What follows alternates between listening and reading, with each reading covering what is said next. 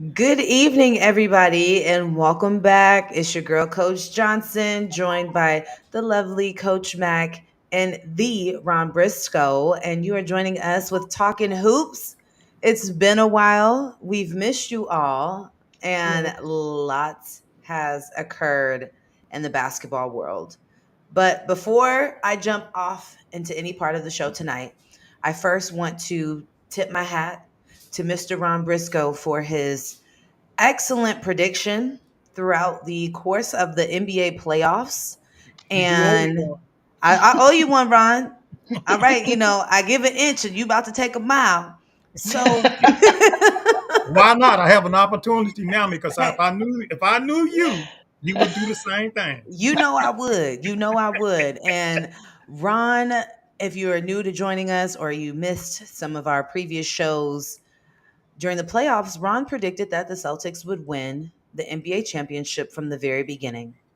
And although myself and Coach Mack thought otherwise, the Celtics have walked away with an NBA championship and they beat Dallas 4-1. Mm, Um, mm. Not what I was expecting in terms of what the series would look like. Uh, Luca was injured, and that's kind of the story for all teams, though. Especially when you make it that far into the season.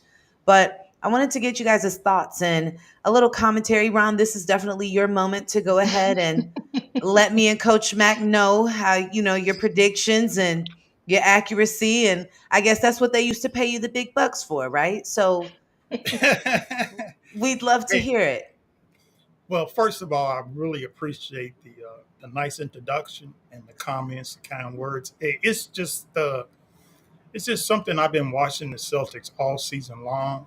They had the best record in the NBA, and numbers don't lie, like you always say, Coach Johnson. So I just looked at that and I looked at the matchups of the teams that were coming on the Western side. I really didn't think that the Dallas Mavericks was going to give them, you know, be in the finals. I thought OKC was going to probably be in the finals. I really didn't think Minnesota was going to be in the finals because of the matchup problems that Boston, have, with your homeboy Drew Holiday in there, being traded to them made a big plus. Of course, Brown and Tatum, they just needed an extra person to be a part of their Batman and Robin duel, and it was perfect for Holiday to come in. Uh, Pangigas came through, when he was hurt. He came back and did his original 20 and 10 or 20 and 8 type game. And of course, Al Horford, the vet, Mm. Mm-hmm. did his thing. And when you love the game like Derek White does, where you can hit the floor, mess up your mouth, break your teeth, then you deserve a championship. And he made some big plays, and the rest of the bench made some big plays. But Joe Marcelo did an excellent job. The young coach who always wanted to be a coach Mm-hmm. and dreamed of it, and now he's an NBA champion. And like I said, I just went with the numbers, and I just had a good feeling that the Boston Celtics, which I don't bet on all the time, but just in this situation, I put all my marbles in the ring, and guess what? I won the game. Hey, congratulations, Ron. We listen, like I said, I tip my hat to you. Coach Mack, do you have anything to add to that? Oh man. First off, I do want to say that I am proud of the Mavs making it so far. I'm Mm-hmm. kind of disappointed in the way that they performed overall, especially within that first game. Nobody just really seemed to be at their norm. Everybody just looked like they were just kind of all out of place, or all over the place, shall I say. But I mean, we made it that far. So, kudos and shout out to my Mavs. Hopefully, this is something that we can build on. I'm pretty sure there's going to be a couple of pieces that's being moved around as talks, so to say. Um, but I didn't expect for them to make it that far. Obviously, you guys know I was like, if only we could just get past the first round, Yeah. we'd be all right. So, but I did think Minnesota would. I thought Minnesota would have made it a lot further than what they did. That I am kind of disappointed in, considering the defense that they played. They played so well, but then it's like they kind of just fell off. Um, Yes. Joe, I think he did a phenomenal job with the Celtics. The one thing that I didn't know about Joe is that he was a D2 coach for Hmm. Mm-hmm. several years before he actually became an NBA. So I thought that was pretty cool.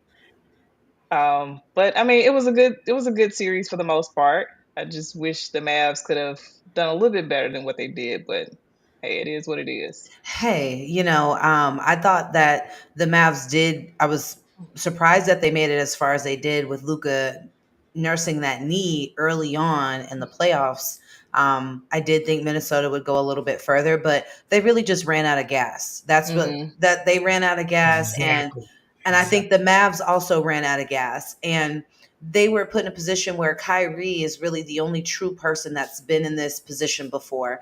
Hmm. Whereas on the Celtics, you have the team that has been in this position before. They've been, to a conference final, they've been to a championship, they've had this opportunity. So coming back to this position and also adding in Drew Holiday, who equally is seasoned and has the experience with championship games, they rose to the occasion. Now, as you all know, I always love to bring up a little bit of controversy. Oh my Uh, goodness. oh, There you she goes. y'all, Ron, you knew what is a talking hoop show without me starting off with a little controversy?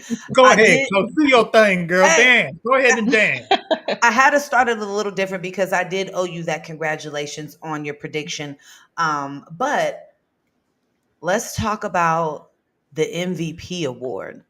As we Ooh. know, it was a few side eyes at the MVP selection. As for those who don't know, Jalen Brown received MVP Mm-hmm. and not the franchise player, Jason Tatum, both who I thought contributed and played really well in the championship game. But there was some side eyes at Jalen Brown getting the MVP trophy. Would you say this is a similar situation to when Iguodala got MVP, even though Steph Curry was killing, but they felt like Iguodala's impact on them winning was greater than the stats that Curry was putting up? Would you say this is a comparable situation, or what are you guys' thoughts on that? Well, coach, I would like to say that it should have been a co MVP. That's Mm. that's what it Hmm. should have been. It should have been Jason Tatum and Brown being co Mm. MVPs because they both showed up at different times and Hmm. played excellent Mm-hmm. series. Uh, I think Tatum kind of fluttered a little bit, but in his last two games Mm-hmm. in the championship, he really came on and played well. Let's look at like I always say with you, the numbers. His assists in the last game. Man, he had a ton of assists. Before Mm-hmm. that, he had a lot of assists. 36 points, 35 points, 33 points. When you look at it, they both played equally well. Mm-hmm. It's like you talk about Iguodala and Steph. They should have been co-MVPs as well. I think the NBA needs to look at it harder to where they don't really want to give uh, an MVP to like two players on the same team because it also may start some eyes rolling and saying, well, I really, I really don't think that both of them should have received it. But in this case, I really thought that they both should have received a co MVP. Now, I will say real quick, Coach Mac, before you jump in, is Ron, I realize I could be one of those people. Growing up, I always said it's only one winner, and it can't be both of us. But anywho, go ahead, Coach Mac. I mean, I'm with Ron on that one. They both showed up at different times, and they were both critical pieces to the game when it mattered the most. I mean, I'm okay with Jalen getting MVP. I I, don't see he did what's the big well. issue. I mean, yeah, he did. He stepped up when he needed the most. So, I mean, I don't know if it's because Tatum is the face of the Celtics at the moment, which is why a lot of people's getting that. But at the same time, I mean, it's okay. They're teammates. Let somebody else get the glory for once. The man actually deserves it, considering how he performed. Yeah, they both perform well, but like you said, Yeah. Brown, I don't have a problem with it, but if people are rolling their eyes and looking cross at each other, like, man, give it to both of them. The Yeah. only guy that I watched win an MVP that lost in an NBA championship was Jerry West. Hmm. Wow. Interesting. Very, very interesting. But I will say, I do think that Jalen Brown deserved it. I thought he played really well. And not saying that Jason Tatum didn't play well or that he didn't have a significant contribution, but Jalen Brown maybe was the X factor, right? Mhm. And that is what maybe was being evaluated. And for those people who don't know basketball in depth and maybe only a surface level as just a watcher and a fan wouldn't understand what it means to be the X factor in a big moment. Right. Mhm. To step up, you expect your franchise player to go out there and perform. You expect them to go put up the numbers that they normally put up. But when you have that X factor, and I think that's what Jalen Brown brought, and maybe that was what was one of the difference makers when they looked at how they were evaluating who would receive it. But nonetheless, Celtics walk away as a champion, and I'm sure Giannis is somewhere punching the air after choosing to get rid of Drew Holiday for Damian Lillard. Damian, who hasn't won a championship, who Mm. hasn't even played in a championship game, versus Drew Holiday, a champion and a seasoned vet. Quite the Two-time champion, two-time champion. two time, two time. It means a lot.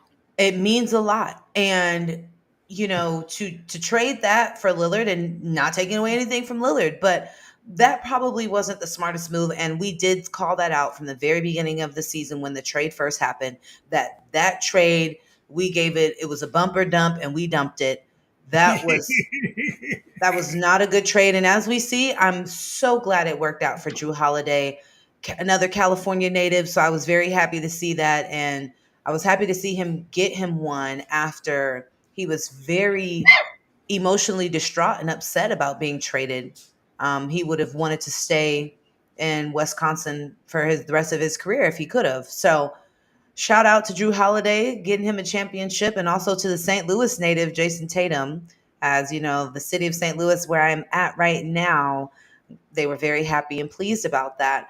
But the next big thing on the agenda that I would like to hit, because I know I'm ready, Ron, I'm ready for you to lay it on me. Um, I want to know why and how JJ Redick was selected to be the head coach of the Los Angeles Lakers. And not only was he selected, but a 4-year contract was signed. Now, now, as we all know, everybody knows, I am a Laker fan. But a 4-year contract for somebody who has no coaching on their resume, please, somebody help me understand. First of all, Coach, how many years would you have given him on his contract? Listen, it's a one and done, because I Oh, need to okay, know if we need to break okay, up, and I didn't have to put too much investment in, because obviously I'm running a test here. I mean, this is a trial. This is not we got to see what we got to get our trial run in first, Ron, and after the trial, I'm not committed more than that one season, because we don't okay, know. We testing it out. okay. I just wanted to ask you, because there's not many coaches that go into the NBA to get a 1-year deal. Uh, they got to have a little bit of cushion, behind to say, hey, I'm going in, like you said, never been a coach, college coach, high school coach, NBA coach, Boys and been Girls Club. Boy and Girl Club, you name it, YMCA, you name it. I've just been a All-American high school basketball player. I played at Duke and won, and and then I played in the NBA for 14 years, and then I got behind the mic and I became a talking head. Okay, that's fine and then. You know, my resume looks the same without the NBA play in there. Okay, so uh, a good one. It's it's it's something that like we talked about before. And I know we have to keep going back because we haven't been on a lot, but we talked about this before about him being on a podcast with LeBron Yeah. and Rich Paul talking about, yeah, I think we're going to get JJ Redick. But what the Lakers messed up at is they bring in Dan Helly to the forefront, and they offer him a $70 million contract, and he goes out to LA. He turns them down, and then they have to go back to JJ. And if I'm JJ, I'm like, that's a slap in the face to me. Mm. He should feel honored. He should feel honored that they decided to spin the block. That's what he should feel honored, But because that's we're talking about the Lakers here. I mean, this is like equivalent to, this is the basketball version of the New York Yankees. This is the Lakers. It's prime time. It's yeah, Mm. like it's like the Celtics. It's like the Knicks. It doesn't matter how terrible these teams are. They will still sell tickets and they will still sell out arenas because these are prime time teams. legendary franchise. Thank you. That's what they are. And look, the Celtics and the Lakers were tied up with the same amount of NBA final wins, and the Celtics just went off and won number 18. So it's time for your Lakers to get back in Yours. the game, and it's time for LeBron to get his act together. And we all know that tonight is the NBA draft. Yes, it Ooh. is. Everybody's going Anxiously waiting. right, seeing if Bronny James is going to get picked tonight, which a lot of people are saying he's going to get picked tomorrow, which I think he is. But Same. anyway, it's looking like that they're setting the table for LeBron and Bronny James to play together. But a lot of my friends that I've been talking with in the NBA circles telling me that he may have to go to down to the Coach Max G G League. League for a G while League. and get his act together, get some experience on how to play the game because he's not ready to step in and be one of the major factors on the LA Lakers roster.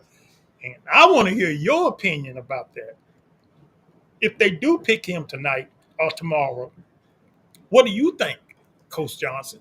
Okay, wait, real quick. I'm gonna pause. I'm gonna let Coach Max speak about JJ Redick first, and then Okay. I will answer about the draft because I have draft penciled in on the agenda, knowing that it was tonight because that was exactly the next topic. So I'm glad you brought that up, Ron. Coach Mac, give us your 1-2 about JJ Redick, and then we'll jump into the draft. So I am interested to see how the first couple of years will go with JJ. Obviously, he doesn't have the experience, but think about two coaches, and I'm thinking about Steve Kerr, but Mm-hmm. obviously think about his whole basketball career, and then I think about Steve Nash. Yeah. One was more of a success, one was a complete failure. So it was like with JJ, although JJ really haven't been on too many successful teams as far as in the NBA, so that trying to compare him to Steve Kerr is a little bit different. But Mhm. I am interested to see how it will go. Do I think he's ready for the Lakers is the question because that's a whole different level of pressure. Mm-hmm. Obviously, it's a revolving door when it comes to the coaches with the Lakers. So the question is, how long can he truly last? Not considering the years that he's been contracted, but how long can he truly last before he just tap out? Is my question because it's gonna happen. Um, how is he gonna gel with the players? Considering Mm-hmm. that he's pretty much an equal to all of them. Yeah. If you Yeah, really yeah, want to, yeah, he's not too you far know, removed. he's really Exactly. not. So how is he going to gel with the players? That's what's really going to be interesting to see. Is there going to be some type of level of respect or disrespect? So I don't know. It's going to be a lot to watch. It's going to be interesting to watch. But I mean, I hope he does well. I like JJ. I liked him as a player when he was at Mm-hmm. Duke, at least. Mm-hmm. Um, I don't know. It's a lot of noise man made with the Lakers. It is. Uh-oh. Uh-oh. We know what that means. Uh-oh. It looks like Mama Davis made her way into the chat. Mama Hey, Start of the Davis. fam. show. I miss you guys. And we also had another comment from Mr. Johnson saying, talking hoops, miss y'all. listen, we missed all of you guys as well. We are so happy to be back. And who lots to cover, lots to talk about. But last Hey, Coach, comment on can I add to Coach Johnson before we move? I mean, to Coach Mack before we move on. yes, absolutely. Coach, you're right about the respect that the players are going to, give JJ. But let's look at Joe for the Boston Celtics. He's 35 years old too. I mean, Hmm. JJ is not that much older than him, and he's getting the respect. He's showing everybody. And look, like you said, Division II coach. He was on the Lakers bench for a little bit. They moved him up, and boom, what happens? He has that team under control. He's a guy that knows how to work the players, how to move them in and out, when to play them, and the front office guy is making some heck of some deals and getting the right players in the right spots. And that's what it's all about. But you have a lot of coaches that have came into the NBA, Mark Jackson being another one with Mhm. Golden State, who came in and did his thing. Hey, it's just, are you ready to be Mhm. a leader? Are you ready to get those players to play at their ultimate level, to show the fans that they're giving an effort and to go out and entertain? And the next thing is, let's play, guys. Let's not be injured all the time and let's not take off. Let's go out and give the fans their money's worth. And that's when you get back into the Showtime Lakers coming up. Absolutely. Absolutely. And I will say this, the first 2 years for JJ Redick, I will say LeBron is not going to let him fail. And that is probably the only reason why they were so willing to spin the block, because they know he'll be fine. LeBron's there. And if we need a basketball mind to help with X's and O's and all of that, they know that Bron can easily coach JJ up on that. And that wouldn't be something that would be stopping. Like you said, the main thing would be, what's the respect level? Are they willing to play hard? Is he willing to dig in somebody, and let them know if they're not performing, especially if it's a star player? Hey, You're right, you're right. not, you need to play some defense. And everybody might not want to hear that, but are you willing to be that coach, similar to Joe for the Celtics? So I think his first 2 years, he'll be all right because he has a saving grace that will be sitting and working with him every single day. And the next 2 years after that, though, we'll Mhm. see. We will definitely see. But the Lakers have money to blow. They're the Lakers. So getting a new coach, even if he's still under contract, wouldn't they probably wouldn't even bat an eye at that. So but Ron, circling back to what you brought up about draft night Mhm. happening tonight and tomorrow for the NBA. And of course, as we know, the biggest topic circling draft night is Bronny James going to be drafted? Will he get picked up? Ron, you predict that he will get picked up in the second round. Is that what? Second round. The Lakers have a slot, the 55th pick in the second round, if I'm not mistaken. I've been doing a lot of draft stuff lately.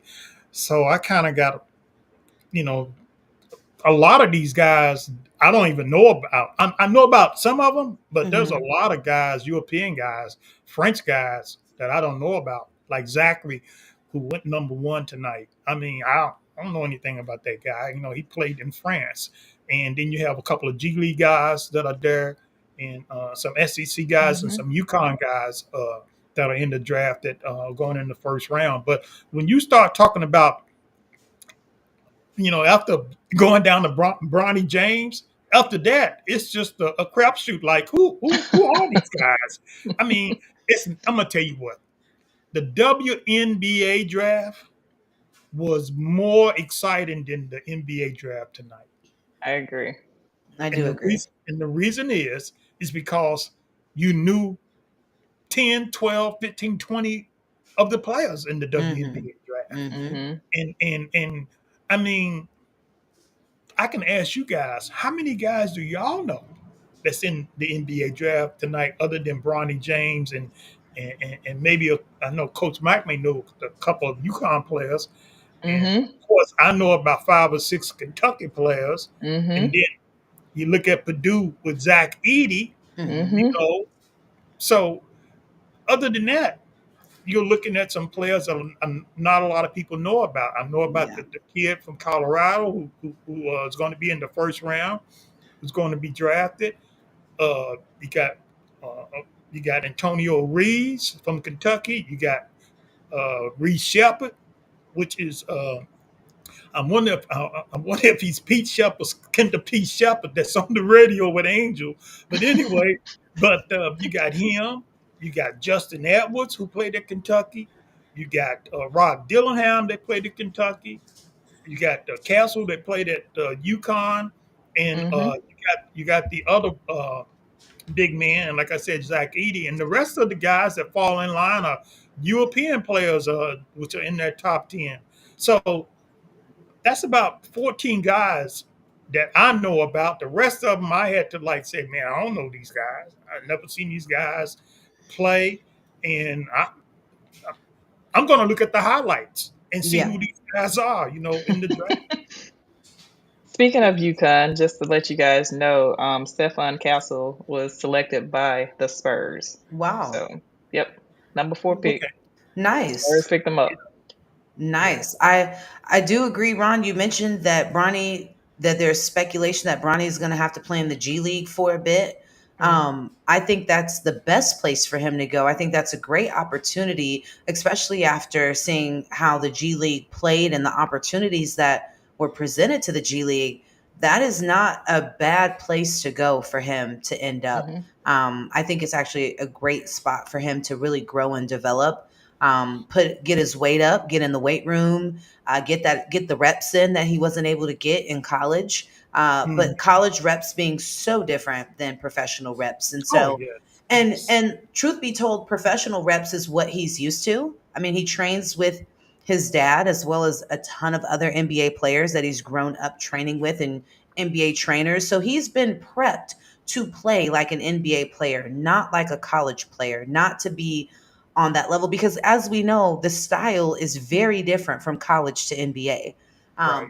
So I think getting in those reps with the G League, especially the quality of the G League right now, yeah, this is a perfect time for him to do that. And let's look at another thing with Bronny James. Let's not forget that he had an episode to Hmm. where his heart stopped. So that's another thing that the Lakers have to be concerned about. Another thing for any team to be concerned about is his health, and can they really put a lot of energy, a lot of force, a lot of physical development on him, whereby, I mean, can he take it? And I mean, they know his history. So that's another thing that you have to look out for with him as well. Mm. Yeah, definitely. I think G League will probably be a better fit for Bronny. For one, I think it's going to produce a grit in him that he's really going to need to play at that level. That's one thing G League is well known for the players that's coming up or getting called up, they tend to play a lot harder than most of your NBA players that you see. So it produces a different mindset for players to come in. I think that's something Bronny would need, considering that he only played limited minutes and so forth in college. So he really technically has not had a college career, if you really Mm-hmm. want to, you know, He hasn't. Mm-mm. yeah, so to just go straight from high school to the NBA for what it is now, is that's a huge step. So I think the G League will be that good bridging piece for him, at least for like a year, if Mhm. anything, at least for a year. But just to bridge that piece to give him that foundation that he'll really need to be able to perform on that level once he get there. Oh yeah, definitely agree. And while we're speaking about Bronny still, there was a question I wanted to bring up about the coaching situation with the Lakers. And Ron, maybe you can provide me and Coach Mac with maybe some insight or some little scuttlebug you may have heard out there on the street. Okay. But why has Mark Jackson not received an opportunity to coach in the NBA again? That's a great question.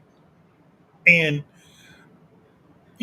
just like you said, throw out the tea leaves and everything like that. I'm hearing that, he's kind of an arrogant guy. Oh wow. Okay. He's kind of a guy that it's either Mark Jackson way or no way. I mean, people talking about, where's Mark Jackson with ESPN? They let him go.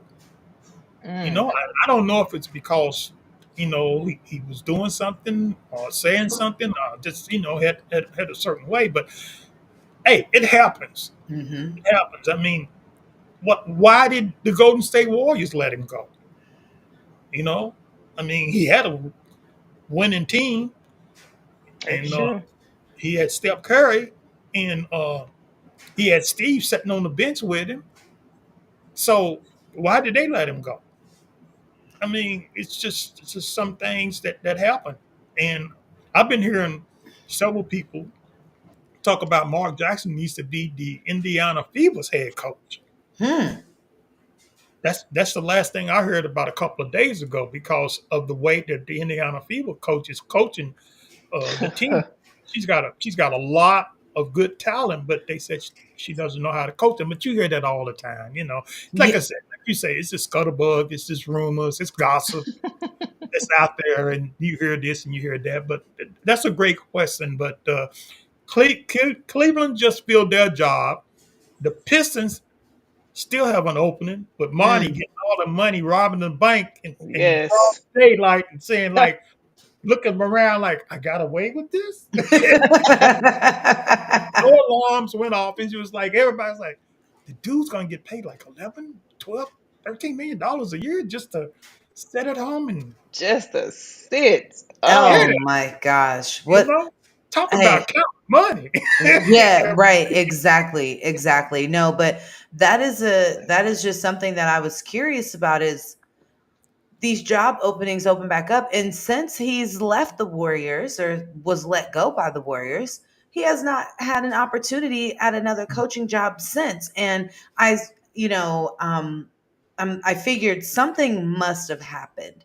Something had to have happened, or you were not liked amongst the ends of the league because for him to have to leave to structure a team like the Golden State Warriors because Mark Jackson was there during the years they were roughing it out, while they were Right. still building the pieces, while they were still assembling the team. When everybody thought, oh, why Draymond and these guys, the Iguodala, what are they going to do? And look at what they ended up being and what they became. And so it's really interesting to me. I'm like, well, why can't Mark Jackson get another job? But that was just a curious question I had. But Ron, you mentioned something that I wanted definitely to transition into. And Coach Mack, I know you will probably have a lot to chime in on as we jump into this topic, but I want to get into the WNBA. And I want to lead with first off, congratulations to the WNBA. They have hit all-time highs in viewership and attendance, and I just love to see that for women's basketball. And I just really can't wait to see the trickle down effect that takes place from the WNBA, college, high school, and into youth sports for women's basketball players. I think that there's a bright future ahead, and I really wish that Kobe Bryant was alive to see what's happening right Mhm. now today. As we know, and for those that don't know, Kobe Bryant was a huge advocate for women's basketball and had a ton of plans to assist the WNBA after he retired to really elevating to that next level. And so, definitely congratulations. And the matchup between Caitlin Clark and Angel Reese, the rematch, I ooh, guess we could call it. And both played great games, but the Sky fighting back from being down double digits and coming back and leaving away with the win. 2.3 million viewers tuned in, and that was the most in, I think it was 23 years Mhm. that had been that watched a WNBA game. So huge numbers being put up right now in women's basketball world. But let's dive into the nitty gritty. Coach Mack, I have to start with your favorite, the Lady Aces, and their current record being 8-6. Is it too early to call out a three-peat and mm, saying that it's not possible? Or is it just still too early and we have to wait and see how the cookie crumbles? I think we'll have to wait till the cookie crumbles, mainly because Chelsea Gray is just now coming back. So that's a huge, huge piece that we need with the Aces. Love to see Kate Martin out there performing. I'm pretty sure. A lot of people probably wasn't expecting for her to rise to the occasion that she is. But I think once we get the flow going, things will be a lot better. But there's better competition that's going on over the lead Mm. overall, except for my wings. We're going to get to that. Um, Mm, that part. mm. So, I mean, yeah, we're starting to see other teams be a lot more competitive. The competition is a lot more balanced this year, as I can say. So that's a great thing to see as well. But my aces, I think it's a little too early, but I think Okay. we'll get there once we get the boat, sailing, and then we'll start rocking. Okay. Okay. And the I did see the Liberty 15-3. Yeah, Mhm. Were we yeah. expecting that? Especially after the way they came out in preseason and they had all of their rostered players play in that game. What are you guys' thoughts? Or is it just not as strong of competition on that half of the conference? I don't know. I think they were just playing around starting out. They're looking pretty good. But my thing with the Liberty is we'll see as it gets closer to playoffs because that's how they did last year. And then the They sure playoffs did. hit, it was like a hit or miss with them. One day they'll show up, the next day they don't. So we'll see with the Liberty. I'm not going. Yeah, we'll see. Okay. Okay. Ron, your thoughts on the Aces and the Liberty? Well, number one, I am surprised with the Aces and their record.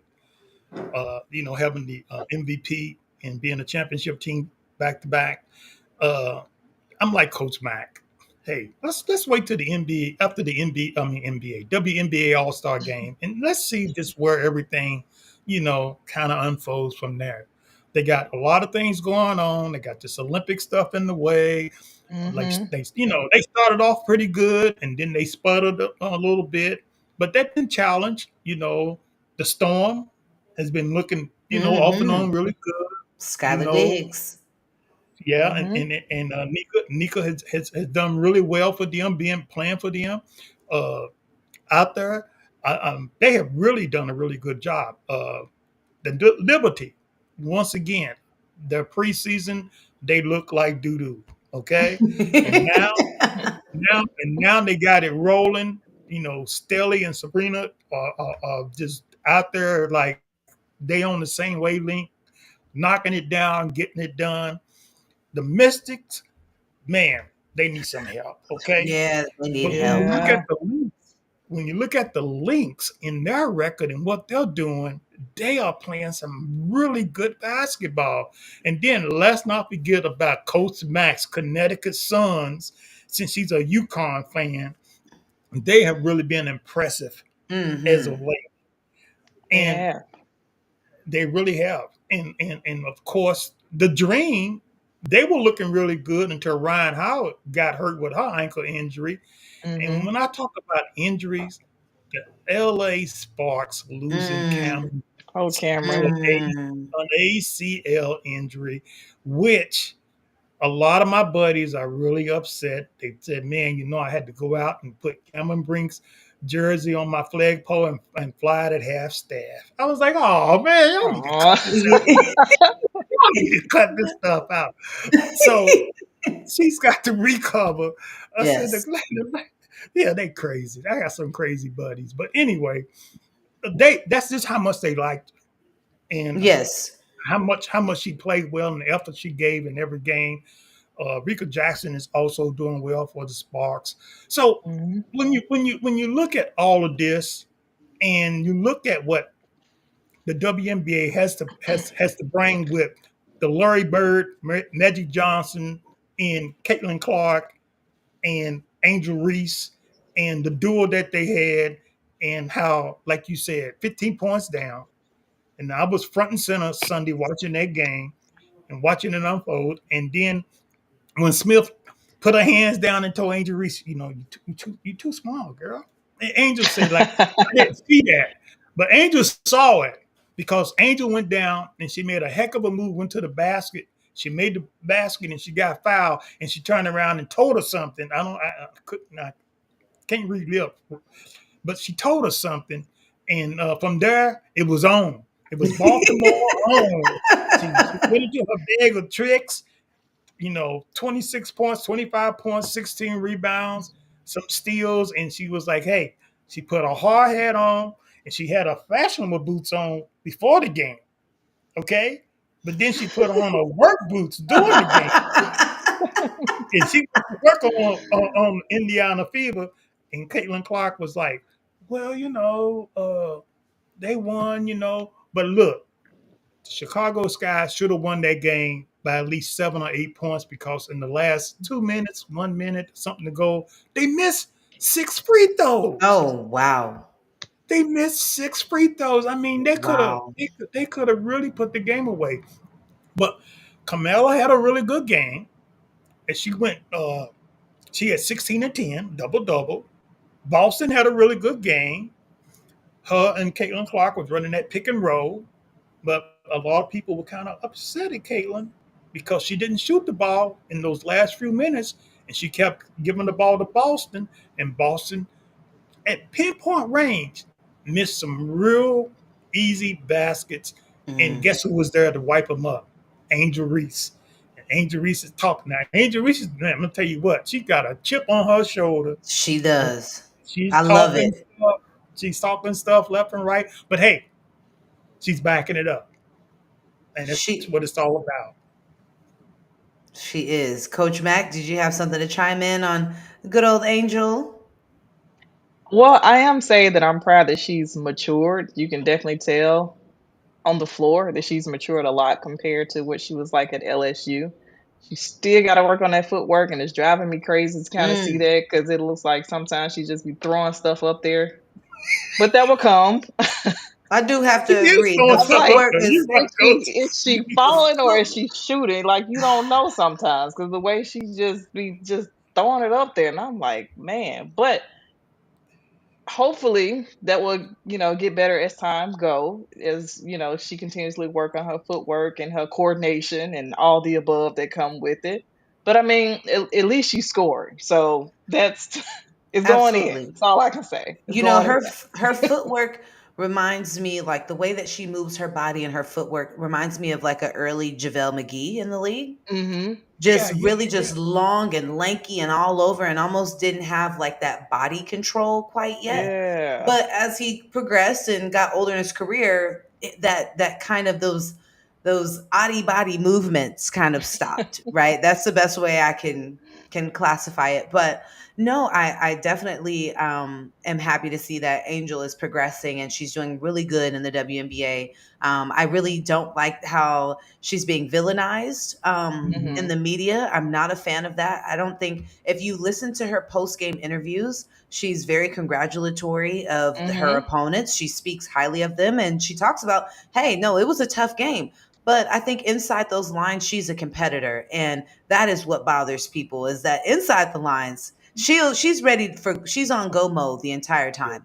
And Hmm. she doesn't care who she's up against. She's gonna talk her talk and she's ready to back it up and walk the walk. So I'm definitely happy to see that. But a little controversy that I have to bring up as we are coming up on time for the show. I definitely want to take a moment for us to talk about this because we had our controversy with NBA. Now, a little controversy with the WNBA is the frustrations of United States citizens that Caitlin Clark was not selected for the USA Olympic team. Now, I will just give my thoughts first, and then Coach Mac, Ron, you guys can go ahead and chime in. But my question, and this is all I have to say, my question is who comes off the roster for her to be put on? Mm. Who comes I off? couldn't. I couldn't. I wouldn't. But everybody's more concerned about it being a money move, though. Yeah, That's the That's thing. exactly what it is. That's the thing. It should have been a money move for Caitlyn but to be there. but who comes off, Coach Mac? Who comes off for the sake of business? Who are you Mm. willing to sabotage? Who these young ladies have, I'm talking about, just wipe the floor with people, with other countries. They have not lost. We're talking about gold medalists here. Winners. We're talking about winners, not participants. We're talking about winners. They All right, Allen Albert. we're not talking about participants. We're talking about winners. So I definitely understand business is business, but who comes off for your business move? Yeah, I couldn't. Kelsey Plum? I definitely couldn't. Chelsea Gray? Who? I will not. She's not going to commit. Will not. I don't blame Even you, if Coach she Mike. I is wouldn't coming commit back either. from an injury. He- No, will not. That's who. That's who I would look at. If a person is injured and can't make it, that's on the roster, that's who I would replace her with. Mhm. I can And that's the only understand time that. I would replace her with somebody. Yes, I can. Oh. But we talking about. So here are the players. So let's talk about this. You got Mhm. Asia Wilson. Mhm. You Nope. have Alyssa. Right. You have Alyssa Thomas. No. Nope. Brianna Stewart. Okay. Brianna's Nope. MVP. Brianna Stewart. Okay. Brittany Debatable Griner. MVP. Mhm. Yeah, debatable. Mhm. Brittany Griner. Mhm. Chelsea Gray. Mhm. Mm-mm. Diana Taurasi. Even at her age, and she's still Nope. giving buckets. Diana Nope. Taurasi. Okay. Nope. Jackie Young. Mm. Nope. Jewel Lloyd. Mm. Nope. Kalia Cooper. No. Oh. Kelsey Plum. Absolutely not. No, not Kelsey Plum. Nafisa Collier. No, No, she not was calling. hooping last Yeah, year. she's the other type. No, And not calling it. Sabrina Ionescu. Oh no, not her. Those are Mm. the only Sabrina and my mom chimed in. Mama Davis chimed in and said Diana Taurasi. You would Well, Negative. all that's what a lot of people are saying, Tarasi, because she's been on the Olympic team for like 5 or 6 years in a row. But yeah. she's So, still giving buckets. but yeah, It don't matter. She brings no, leadership, experience. Keep yeah. it Don't get going. me wrong. I'm not saying. I'm just saying it's what I'm hearing. Yeah. That's in the rumblings there that Tarasi would, be a player, you know, that they will look like, hey, she's 39, 40 years old, and Caitlin would be a good person to put in there. But that's when you start looking at the dollars and cents that NBC wants to help Caitlin and marketing Hmm. and all of that, because that's what they're looking at bringing to the forefront of But the Olympics is even somebody with that somebody that's though, a headliner. so even with that, like Diana is still Yeah, entertaining. That's my yeah, thing. So People I can still show up for understand, her. Yes. right? I can understand if she was kind of like a washed out player or she's fading out. But again, she's producing more even at the age that she is. hmm She's experienced, she's mature, like and she's been multiple times. So it's like, why would you let that go? yeah. It's like a coach on the floor. It is. Exactly. It's an intangible. I mean, you can't. That's that. Her experience just trumps everything, really, and her knowledge, and still her capabilities to still get a bucket. So, I had to ask. Bring the controversy. Mama Davis said she played like trash the last Olympics. She had a moment. I Yeah. don't think. She had a I don't moment. Mama think Davis is Clark hard like you, girl. she's on it. I don't think Clark is ready yet. I don't think so. And also, we do have to remember they just finished a full college season playing all the Yeah. way into the finals and then turned around, had 3 weeks, and started playing in preseason games for the WNBA. They've had no break whatsoever since last October. They've been Hmm. official practice for college starts in October. They would have had no break since last October when they started. And It's a we And heavy let are me add, load. let me add this about Caitlin Clark and the reason they said that she's not on the Olympic team. And I fought the Olympic people for this. You don't have tryouts when the NCAA is playing in the national championship women's game. Okay, mhm. so that the player of the year cannot make it to the tryouts. Okay, because a lot of people were saying like, well, Caitlin Clark don't need to come. She's a national player of the year, and she's playing in the Final Four in the championship game against South Carolina. And if she wins, she's going to be automatically in. But she didn't win. Mm. Okay, so that's really what put everything in limbo. If she would have won a national championship and the Player of the Year, they probably would have slotted her in there. But since the the people on the Olympic Committee made the mistake of having the trials during the Final Mm. Four women's, that's on them. They shouldn't have Mhm. done I do agree. I do agree. But that is, one of those controversial topics. And, Ron, you brought up that fans are unhappy with how the Indiana Fever's coach has been coaching the team.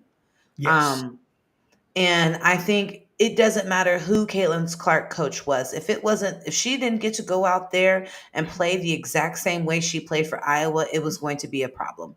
yeah, And that is what people don't understand. This is not college. This right, is not college where you have maybe four really good, strong players and the rest are role players. And maybe they're right, really good at the job that they're assigned to do. We're talking about the best player from the teams they played on, the very best player from every team now playing and having to join together on a team of 12 together. And you're playing against other players who were the best players on their team and now they're a part of one team playing together. So, yes, her having 10 turnovers in a WNBA game, it doesn't sound too crazy to me. no, While it no, might sound and they got to get used to each other too. They never played with each other, and it takes a while, as you know, Mhm. being a player. Both of y'all know being a player. It takes a while to learn different players move, where they need the ball. Mhm. Caitlin's, she's a heck of a passer. Okay. Mhm. And she's always 2 or 3 steps ahead of the other players. So when it comes to making assists, they're not ready for that. They hadn't played with her. It Mhm. looks like they're starting to gel right now, and they're starting to get the feel of each other, and they're starting to understand when the ball's going to come and how I need to catch it and how I need to get my butt out there and run to get it, because she leads them in quite a ways that is right off their fingertips most of the time. But anyway, and she said, I need to get stronger. This is a different game. I'm not in college. I'm out here playing with some women that are tough, been in the league, and they knock me around, and I need to get tougher. So I mean, yeah, it's a it's a development, and it's an experience, and it's something that it's why you have the pros. Oh yeah, and they will definitely make that next wave of Olympic Games, but right now it's that it's not her time, and that's okay. But what I do want to say, and a comment about Caitlin Clark's teammate, and this is just a final closing statement, really a topic about opportunities and being ready at all times because you Mhm. never know when it is your time and your moment. And Kate Martin, Caitlin Clark's teammate at Iowa, who went to draft night to go support Caitlin, ended up being drafted by the Las Vegas Aces out of the crowd. Okay, Mhm. out of the crowd. She now has made 9 starts for the two Yes. time champions, the Las Vegas Aces. She has showed up and completely shown out. And I just want to say that is a prime example of you never know who's watching, right? I mean, so much attention and focus was on Caitlin Clark that you're probably your new average watcher didn't even know the other girls' names on the team. But here Mhm. you Mhm. have Kate Martin, who had a fantastic senior season. She did really well and made some huge shots that really impacted the outcome of how Iowa did throughout the March Madness and playoffs. And what a way to be ready for your moment and be ready for your opportunity to get drafted unexpectedly and turn around and make 9 appearance starts for the championship team is huge. And I'm very interested to see how Kate Martin's career continues to pan out, not only for this first year for her, but as the seasons that follow. Me as well. Opportunity is just a knock away, and all you have to do is knock on the door and go through and give the effort. So this is a great story for Kate Martin. But before we end, Coach, I want to say about the WNBA All Star list Hmm. of you know you got Wilson number one, you got Clark number two, and then you go Hmm. down the line. Angel Reese, I think, is number 7, Hmm. and you got a really good list of NBA All Star, WNBA All Star ladies that are going to be playing in Phoenix coming up really soon. So you got the Olympics, you got the WNBA All Star game, you got a whole lot of stuff going on. Yes, just make sure you tune in. That's right. So I just wanted to add that. And one more thing before I leave, I just want to tip my head and congratulate the U18 USA women's team for winning another gold medal. And Searle Strong, who's going to Yes. Coach Mac's UConn team. Yes. Number Get one. ready. And then we got South Carolina's Joyce Edwards, who was the MVP in the game, who stepped up. She did the Hmm. same thing in the Nike Hoop Summit against the international team to where she was the MVP. She is something else.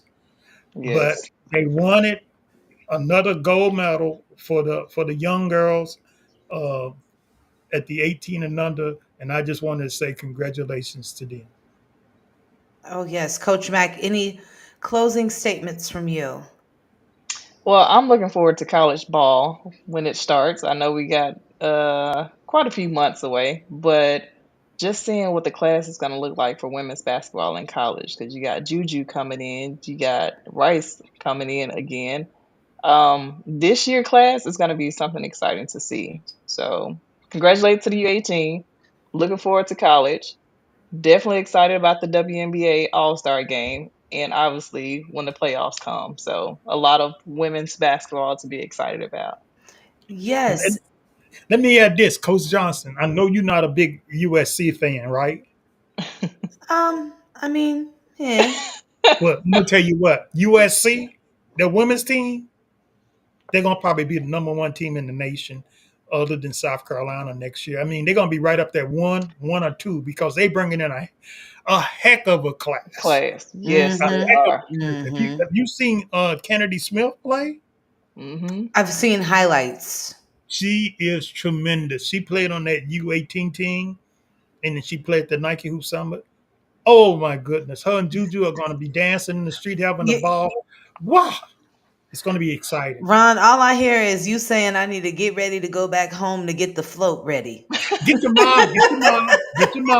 your mom ready, get her focus in, and let her and tell her, look, mom and dad, look, Ron saying USC is going to be dynamite. Get ready for it. They're going to be out of sight. That's what they're going to be. But the Oh, but the game to watch is going to be against USC and UConn. mm-hmm. Obviously, South Carolina is going to be in there too, but people Come are on, you really got to looking add forward. LSU in there. You got to LSU in there. LSU. Since Angel has left, LSU is not as popular as they You better look at have the, been. you better look at that updated roster. I've seen the roster, You better but look at the but once updated again, roster. We once talking college again, stuff in June? Ooh, it's Yeah, gonna be look. a good Hey, season coming up. hold on. Let me tell you something. Plus, the number 1 high school player in the nation who lives in Lubbock, Texas, Hmm. made oh a yeah, trip to LSU about a couple of weeks ago. And I have a good friend of mine who played at Baylor University named Tim Bush, who works her out. As a matter of fact, okay. she plays on his AAU team. He lives in Dallas, Hmm. and that's where she comes from, Lubbock to Dallas. She's a number 1 player. I can't think of her name right now, but she is dynamite, and I'm thinking Chavez. Chavez, right? Hmm. I'm thinking that LSU may have a spot. Ah, You know, oh. Simone Augusta is down on the staff at And LSU. speaking of college staff, you see Victoria Vivens is going to Mississippi State as an assistant too. That's right. She just got that job like a couple of weeks ago, I think. I saw that come out. Hmm. Yeah, Oh yeah, and Mama Davis said the USC is going to be singing "They Not Like Us," and if you haven't heard it, that's you right. know that That's is right. the new California anthem No, that by was Chicago Sky had that too. Oh, it is. Oh, now, Ron, everybody is going to play it everywhere. But Okay. when you're from California, this is one of those anthems similar to like California Love. It's one of those. Oh, listen to me. It California, this, California, that, LA, uh, Lakers. hey, Go Ron, it's not on me, it's in me, okay? But You can take her I out of California, but you can't take California out of it. That's what it is. Oh yeah, and it'll be exciting to see. But I love to hear the basketball talks about college, and we're only in June. We have a lot to look forward to. But thank you all so much for tuning in tonight with Talking Hoops. We were so happy to be back, and we're happy to join and give you basketball talk. We'll be back next week, unless something comes up that unforeseen circumstances happen. But we're back and we'll have some more WNBA talk where you can catch us on SR 102.9thegame.com, Broad Street South Sports Radio. It's your girl, Coach Johnson, signing off with Coach Mac and Ron Briscoe. We'll see you later, everybody.